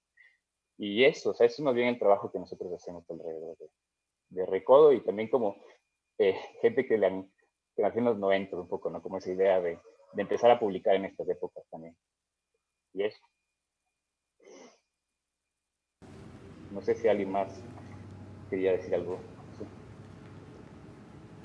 Yo estoy pensando mucho en lo que están diciendo ahorita y creo que si bien tenemos como posturas diversas, obvio, porque además somos un montón, creo que nunca había participado en una mesa con tanta gente, otra cosa buena de la pandemia, ¿no? Con gente de lados distintos y demás. Creo que lo rico, bueno, tan siquiera lo que yo he visto con la gente con la que he dialogado sobre esto es pensar el cine y la crítica o la escritura, me gusta más hablar de escritura sobre cine, como un espacio de encuentro. Y como en cualquier encuentro, creo que es bien importante privilegiar el ejercicio de escucha. Escucha hacia el lado de la obra, de la película, sí, pero también hacia el lado de nuestro lector y definitivamente hacia la realidad. O sea, creo que una cosa pues clave del cine y de la imagen en movimiento en general, o sea, hablando de televisión, hablando de videoarte, hablando de todo lo que vemos todo el tiempo, porque además estamos en tiempos en donde todos estamos generando imágenes todo el tiempo. Entonces, vivimos nuestra realidad atravesada por imágenes. Creo que estas imágenes, y el cine en particular, no se generan en un vacío, ni se reciben en un vacío, y nosotros no los pensamos desde un vacío. Entonces, como este anclaje con la realidad, por eso se me hace bien chido lo que dicen de la vida útil, como esto de pensar en los textos más largos. En términos de modos, sí, va a sonar capitalista, pero en términos de modos de consumo. Y al final es eso, o sea, ¿dónde está la persona que está recibiendo lo que está recibiendo? ¿No? Eso es, o sea, yo soy, mi casa, quienes han venido, saben, la casa está llena de libros, ¿no? Y amo los libros. Y por eso estudié diseño editorial, solamente porque desde pequeña amo el libro como objeto. Pero también entiendo las limitaciones que tiene el libro como objeto y como esta versatilidad de las maneras de consumir y de acercarnos a ciertas cosas. Entonces, creo que al final, esto de lo que estamos platicando me parece interesantísimo, ¿sí? Pero creo que nos estamos yendo demasiado como el tema de las plataformas, cuando al final lo que nos tiene convocados aquí es otra cosa, que es el cine. No solo el cine como historia o el cine como medio, sino la experiencia estética. ¿Por qué nos llama? ¿Por qué decidimos, entre todas las cosas que podíamos hacer, entre todas las posibilidades que hay dentro de la escritura, escribir específicamente sobre lo que las imágenes en movimiento nos ocasionan, ¿no? Pues apelan a fibras humanas, pero también no deja de estar nunca, por más experimental que sea, anclado en una realidad en cuanto a testimonio de una mirada, ¿no? Y de la mirada dentro de un tiempo, esto que decía Lucrecia acerca de, o sea, pensar el cine como parte de la historia y como un testimonio histórico, no en cuanto a documental, sino a mirada, ¿no? O sea, cómo se está viendo, qué se está viendo, qué estamos volteando a ver en estos tiempos, cómo estamos retratando esto que estamos volteando a ver. Y cómo, pues creo que es eso, o sea, creo que por eso es tan bonito y por eso nos sigue emocionando tanto hablar sobre eso, porque es un espacio de encuentro. Y en estos momentos en donde el espacio, o sea, el encuentro termina siendo como una cosa que se ha reconfigurado de formas completamente inesperadas, sigue estando ahí. O sea, como que es un poco, no sé si les ha pasado, pero es como un poco esa piedrita de anclaje con ciertas cosas, o sea, como hasta una especie de norte, vaya. Y como una fuente pues eso, de emociones, que apela a fibras humanas, que plantea desafíos intelectuales y que nos sigue como convocando en esta conversación, que creo que es algo bien. Sí, ahí retomando justo como lo que mencionas, Ana Laura, no sé si sea buen momento de discutir tal vez como el contraste entre esa necesidad de regresar a la imagen, o sea, porque muchas veces también lo comentaba Lucrecia en su primera intervención, como cómo están, o sea, como hay tanta agenda, hay tantas cuestiones que nos están sobrepasando de alguna forma, o están sobrepasando el discurso crítico en general, no de formas individuales, y estamos relegando levemente el cine en algunas ocasiones o en una forma más popular del entendimiento de la escritura del cine. No sé si alguien quiera comentar o extender algo sobre ese tema, que también creo que me parece como algo muy importante a comentar en una mesa sobre nuevas perspectivas de apreciación y de discusión. Bueno, Pedro, hablando de nuevas perspectivas y retomando un poco la idea de Internet sí, Internet no, o qué implican lo impreso, digamos, yo creo que la experiencia que describió Héctor en cierto punto, con la cual estoy de acuerdo, digo, sí, este es como el relato del nacimiento de la revista, el que dimos nosotros, ¿no? Pero nosotros también nos movemos en Internet. Pero me parece que en cierto punto todas las revistas, todas las críticas que consumimos, en cierto punto siguen perteneciendo como a un régimen de escritura y de lectura que viene un poquito antes de Internet, que es la palabra escrita, digamos, que es como lineal, o sea, es la sucesión de signos, la escritura, ¿no? O sea, letra, letra, letra, letra, párrafo, texto. Entonces, en ese sentido, yo creo que no cambia, o sea, digamos, cambia la experiencia, sí, pero, digamos, los textos siguen siendo textos, o sea, palabras. Y creo que en cierto punto Internet podríamos pensar nosotros, como millennials, como personas que han crecido o al menos se encuentran en las redes sociales y en Internet, nuevas maneras de pensar, me parece. O sea, digamos, porque lo interesante de esto es, bueno, las ideas hasta lo que entendemos, todos los que estamos acá, están dentro de palabras, o sea, y nosotros nos expresamos mediante palabras. Bueno, ¿qué pasa ahora con, o sea, digo, cómo pueden entrar las redes sociales uno cómo puede pensar en otros lenguajes que no tienen que ver con el español en este caso, pero en la palabra escrita, digamos, y cómo eso podría relacionarse con las otras películas. Lo tiro para que lo charlemos, digamos, no estoy ni cerca de tener una respuesta, pero, digamos, me parece que hasta cierto punto hemos llegado a ese límite, hemos llegado al límite en el cual buscamos palabras para imágenes. Pero no sé cuándo vamos a empezar a buscar imágenes para imágenes, o si eso nos transformaría en cineastas, digamos. O sí, o siempre lo fuimos, no sé.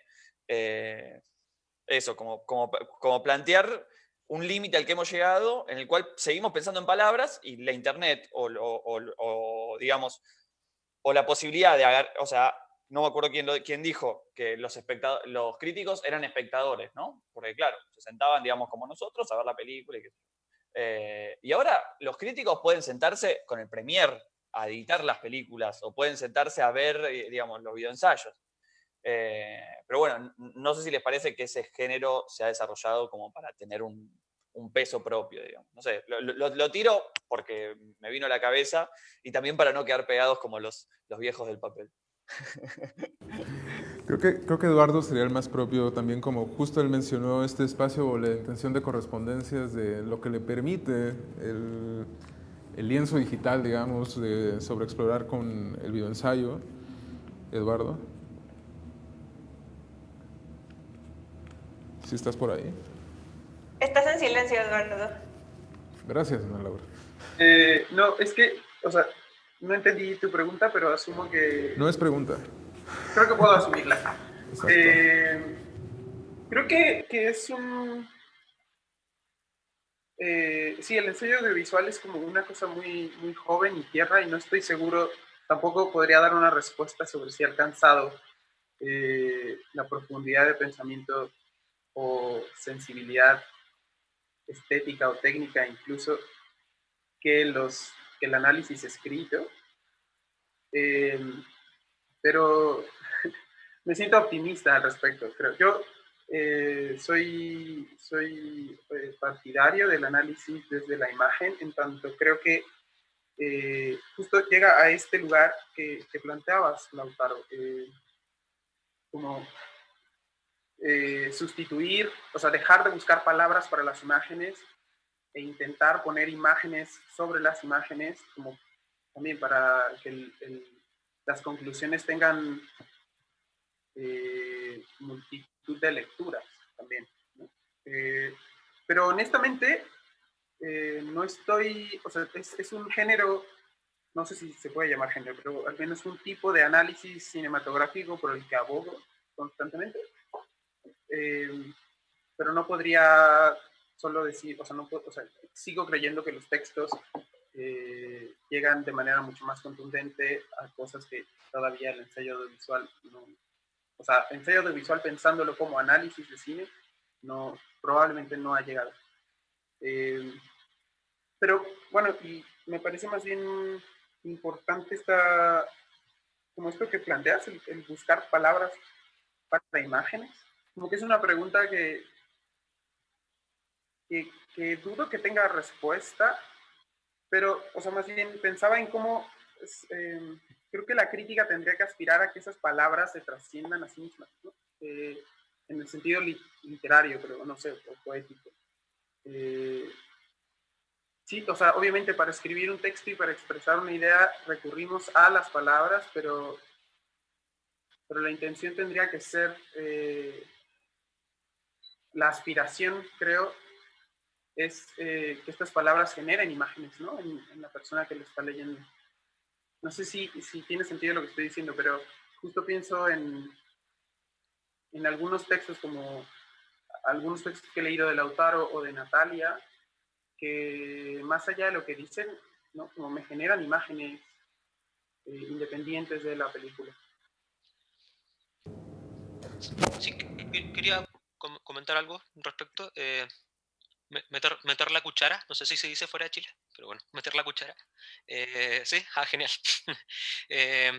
Sí, creo que hay una buena pregunta ahí al respecto, lo que plantea Lautaro, y creo que es común que nos la hayamos hecho respecto a lo que pasó con los ensayos visuales.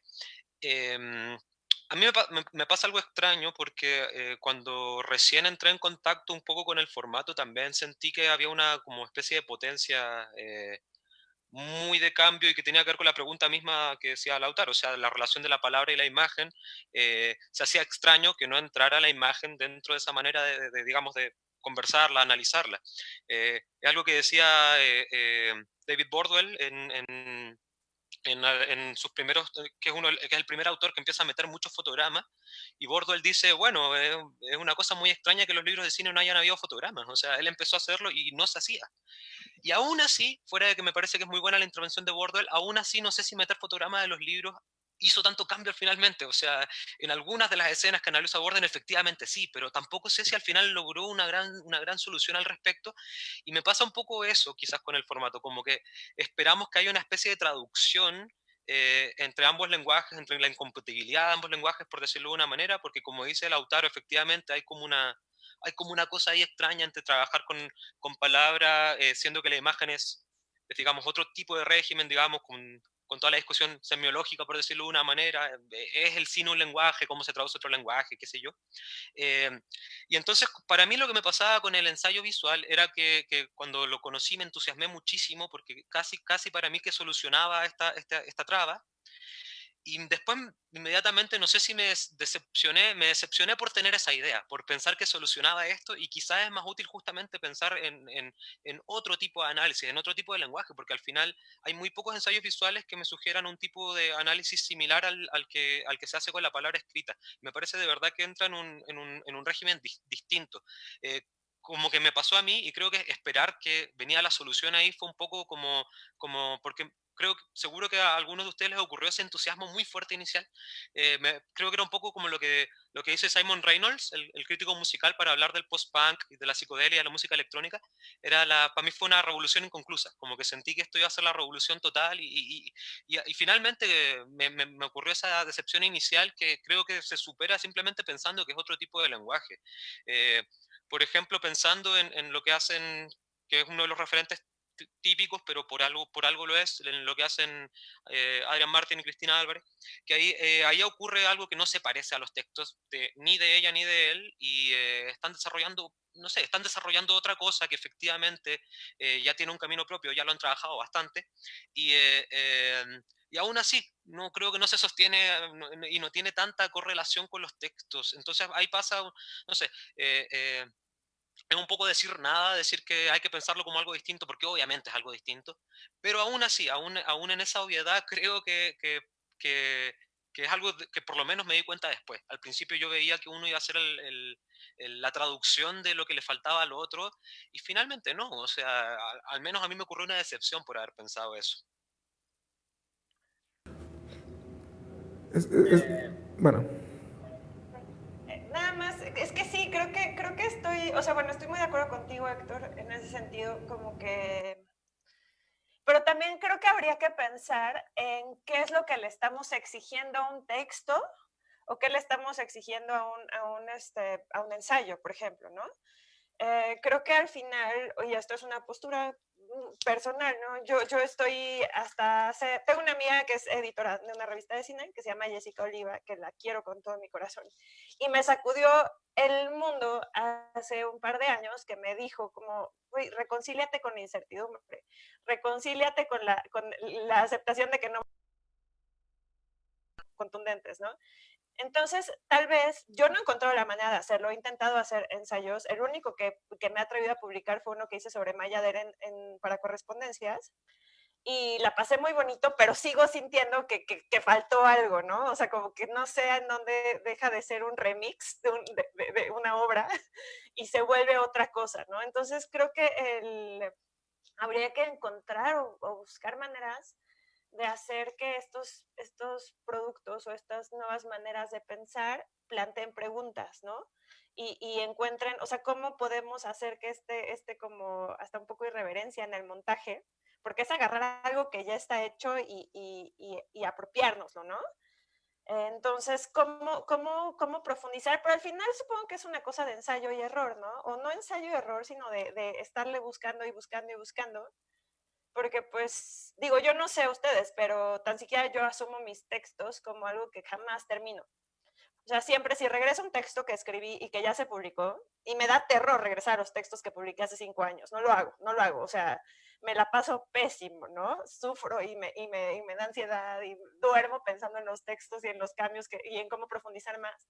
Pero entonces como aceptar ese como eterno camino y eterno esfuerzo creo que nos puede ayudar a reconciliarnos con esa búsqueda.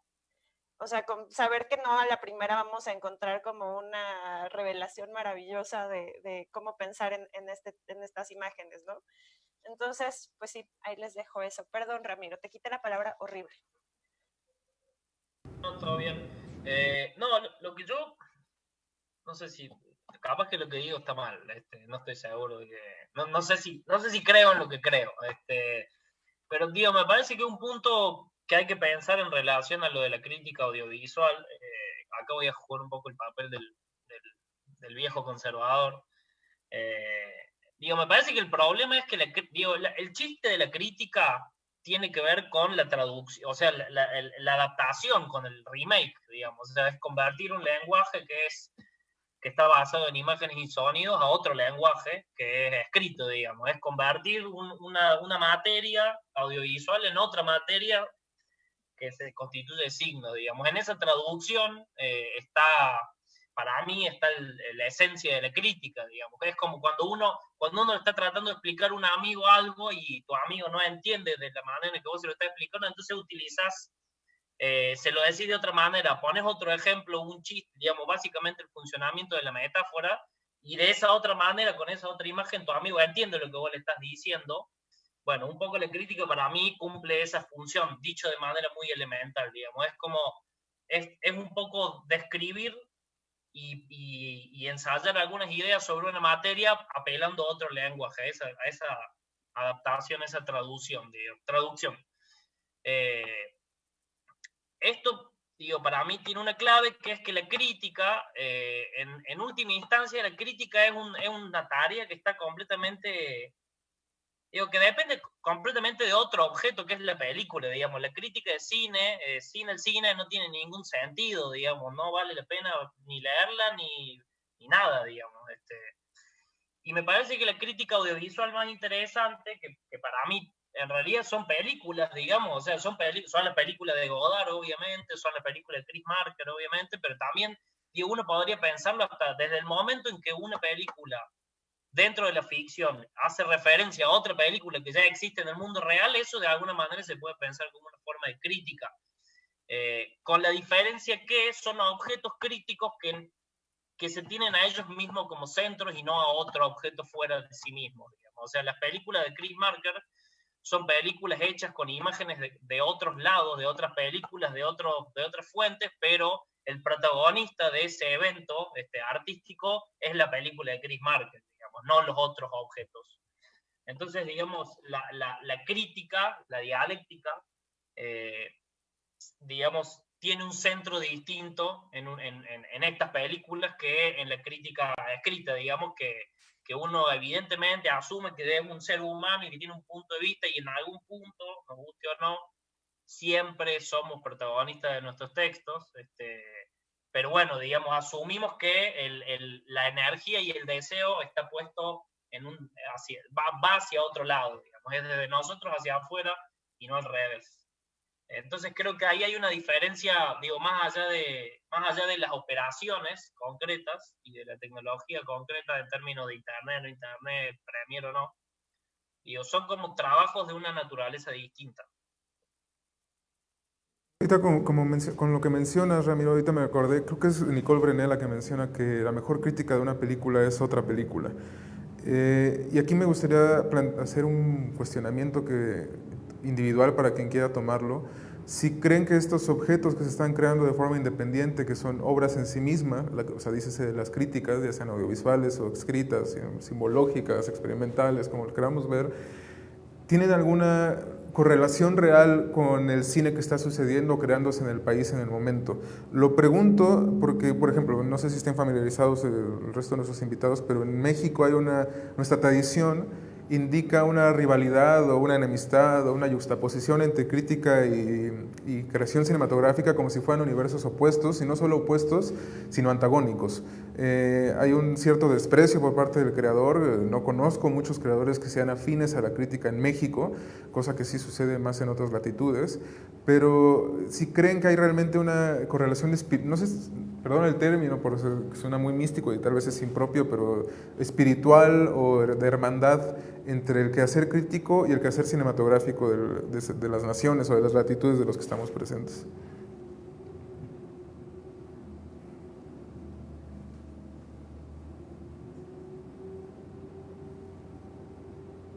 ¿Nadie?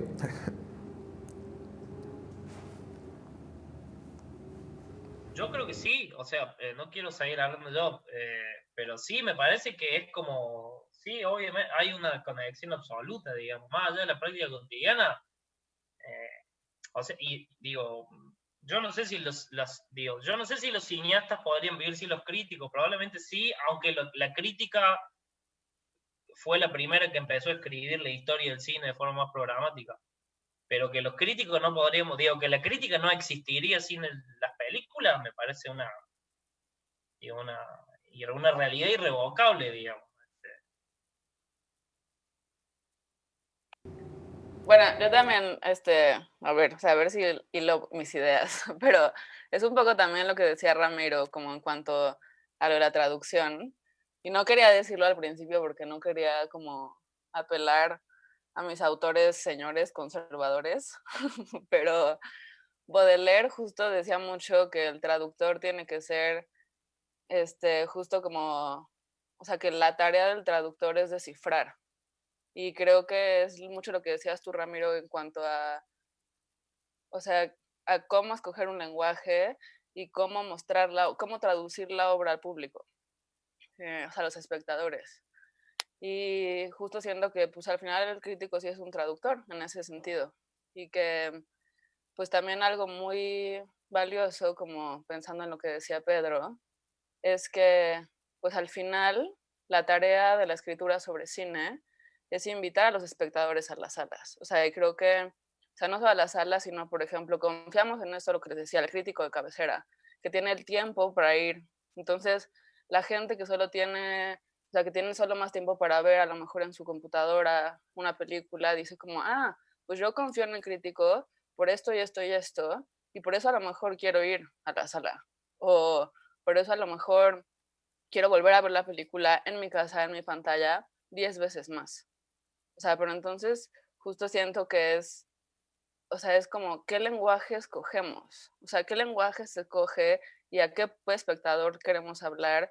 Y cómo invitamos, porque también luego está como toda esta categoría y todas estas peleas y otra vez la no conciliación entre la realización y la crítica, entre los diferentes polos de la crítica, entre la sala y el internet. O sea, y creo que al final todo se puede conciliar. O sea, a lo mejor es algo muy idealista y optimista y todo, pero yo creo que se puede. Y creo que, o sea, uno de nuestros deberes más grandes es encontrar la forma de cómo hacerlo. O sea, y que no haya como esta pelea entre espectador y crítico, entre realizador y crítico, que haya, no sé, etiquetas erróneas como que la gente dice, en las cinetecas o en las cinematecas hay cine de arte. O sea, ¿por qué no la gente, en lugar de decir cine de arte o cine de slow cinema? O sea, ¿por qué? ¿Por qué están esas cosas? O sea, ¿por qué?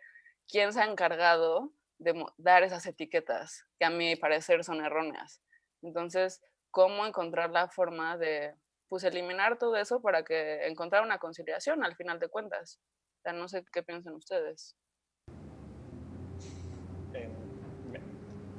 Yo creo que soy un poco menos optimista quizás y creo que, digamos, justamente el rol, o al menos cómo pienso la figura del crítico en el campo cultural, digamos, en el campo, al interior de un país, tiene que ver con justamente la no conciliación, digamos. O sea, porque si uno está pensando en función de, o sea, de acercar, digamos, acercar películas a los espectadores, definitivamente, seguro. Pero pensar una conciliación entre esos gustos, quizás, y para eso está la gente. O sea, me da la sensación de que el crítico siempre tiene que o sea, no tiene que pensar diferente, pero tiene que permitirse pensar diferente en ciertos puntos y tiene que permitirse pensar diferente a los directores, digamos, o sea, como siempre, digamos, el conflicto en cierto punto también es el motor de la historia. Entonces, yo no perdería eso, sobre todo porque siempre en este campo cultural o en el campo del cine, y hablo en el cine argentino, que es el que más conozco, siempre implica estar como haciendo operaciones, digamos. O sea, privilegiando ciertos directores sobre otros, estar discutiendo ciertas lecturas sobre ciertas películas, y tratando de llevar agua para el propio molino. Como tiene que ver, digamos, ahí yo pensaría que tiene más que ver con la pelea, digamos. Incluso las peleas que nosotros estamos dando ahora, perdón, Lucrecia, no quiero quitar pero creo que está perfecto y abogo por el conflicto siempre, digamos, no es el conflicto de las redes sociales, no es el conflicto de ciertas políticas, o no es el conflicto del debate de Estados Unidos, digamos. No estoy hablando de eso, no estoy hablando de interrumpirnos. Estoy hablando, sino de plantear posiciones y sobre todo permitirse el disenso. Porque yo creo que en cierto punto hay críticos, y esto lo veo en las redes sociales sobre todo, que se desviven por encarnar el gusto popular, digamos, y como acompañarlo, y ser como una especie de algoritmo humano que te dice, si te gustó esto, te puede gustar lo otro, digamos, e ir como llevando de a poquito la conversación, llevando de a poquito el gusto, digamos, ¿no? Y yo creo que el crítico puede, de alguna manera, y como pasaba hace muchos años, pasaba en los años 70, 80, en el cual el crítico podía, de alguna manera, dirigir en las críticas de los jueves, poder dirigir cierto público a ciertas películas. Creo que en este caso no, el crítico debería como sentar posición y que incluso el público se pelee con el crítico y bueno, y así vamos. Totalmente, creo que estoy totalmente de acuerdo con absolutamente todo lo que estás mencionando, Lautaro. Y tristemente puede ser que esta sea nuestra puerta de salida, porque tenemos que ir cerrando. Entonces, como quisiera cederle la palabra a quien guste terminar como con alguna reflexión o algo así, o que sienta algo que decir. Por una cuestión temporal tenemos que terminar. Yo quisiera decir algo. Por favor. Un poco también con todo lo que se ha dicho, creo que también como generación me parecería súper importante. Creo que sí nos podemos tomar como esa posibilidad y serían no caer en estos dilemas morales, ¿no? Que finalmente acaban siéndolo, ¿no? Como de, no, pero entonces que tienes que elegir casi, ¿no? Entre digital o impreso, por ejemplo, ¿no? Me parecen como discusiones absolutamente, lo decía Héctor, como súper bonito, ¿no? Pues no, es algo que no tenemos que meternos ahí, ¿no? Creo que sí habría que tomarnos como muy en serio, no caer en estas falsas dicotomías, pero sí, también creo que podemos tomarnos la posibilidad de tener un pensamiento estratégico. Y esto lo digo como de, ¿sabes qué? Si esto me sirve, lo voy a agarrar de aquí, no me importa de dónde venga, ¿no? O sea, como que si ya no tenemos digamos, imperativo que pasaba con generaciones anteriores, que era como, esta es tu forma de escribir y hasta aquí llegaste, ¿no? Y a veces sí eran muchísimo más cerrados los espacios donde podías escribir, ¿no? Era como solamente estas personas son las que están escribiendo de esto. Creo que ahora sí podemos tomarnos como esa posibilidad de decir, ¿sabes qué? Si quiero tomar de esto, no me importa y voy a agarrarlo, ¿no? Eso me parece interesante. Y respecto también a lo que planteabas, Pedro, la relación crítica-cine, al menos aquí en México, a mí me gustaría pensar en algo que dice Alexander Kluge, ¿no? Que él habla como de que hay un camino como súper compartido, ¿no? Y que incluso hay como una necesidad tanto del espectador como del crítico para que la película, digamos, que termine de acontecer o podríamos decirlo, acontezca de otra manera, ¿no? Entonces, de algún modo, creo que aquí se puede situar también el crítico como de una mirada de apertura. Eso me parece también súper importante, ¿no? Lucrecia lo llamaba humildad, pero a mí me gustaría pensarlo más como una mirada, pues sí, que puede estar en esa apertura para genuinamente poder ser atravesado por esto que está aconteciendo, que sí es alguna cosa mucho que está solo en la película, ¿no? Y también creo que frente a estos falsos dilemas morales que están tanto en las redes sociales, como decía ahorita Lautaro, ¿no? O sea, ¿qué onda con estos que nada más quieren ser como, pues sí, como, no sé cómo lo decías ahorita, pero seguir como el algoritmo, ¿no? Como hacerse esta cara del algoritmo que te va a decir por dónde, ¿no? Me parece una cosa terrible y yo creo que sí habría que ir en contra de esto. Esto me refería un poco con establecer como posturas, agendas de investigación, creación, ahora sí que singulares, que sí se pueden atrever a tomar de otros lados. Yo sí soy partidaria de esto, de estos encuentros transversales, incluso entre miradas, entre disciplinas, que creo que es algo que puede estar, pero donde siempre la película está como en medio. Y pues eso, ¿no? Si hay tantos dilemas morales, también creo que sí es importante tomar postura, ¿no? Y el disenso, ¿no? O sea, si en este momento hay la posibilidad de que existan comunidades de amistad, como tal vez cuando existía una forma un poco más vertical de los medios, era difícil. Ahora creo que con más razón habría que pensar en ese sentido la potencia de pensar la crítica también en encuentros entre amigos, pero eso significa también pensar en el disenso. Me parece súper importante, ¿no? También es tomar postura sobre los temas y pues eso, nada más. Sí, a mí me parece fascinante como este universo de pluralidad o diversidad que también no está contrario a una hermandad de, tal vez de gustos, de intenciones, y esta apertura que me remonta a la figura retórica que planteó en algún momento Lucrecia sobre un pie en un lado y un pie en otro, y creo que esta discusión nos ha llevado de alguna forma a esa conclusión en la cual, o sea, hay un apego a una tradición, a un respeto a la historia, pero también con mira hacia el futuro. Hay un respeto hacia el Internet y un respeto hacia la materialidad física. Hay un respeto en el otro y en la propia voz y en la pantalla y en la imagen, y una curiosidad que creo que sería una de las cualidades principales o del espíritu de los presentes, los cuales se los agradezco personalmente como lector y como cinéfilo y como compañero, amigo. Última oportunidad de decir algo antes de despedirnos. Que muchas gracias. Gracias. No, muchísimas gracias a ustedes. En unos minutos más comienza nuestra segunda plática de la extensión del Canvas, enfocada en cine mexicano con diversos cineastas que forman parte de nuestra sección México dentro del Canvas.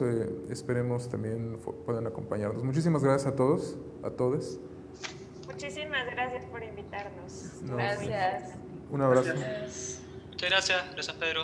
A ustedes, cuídense.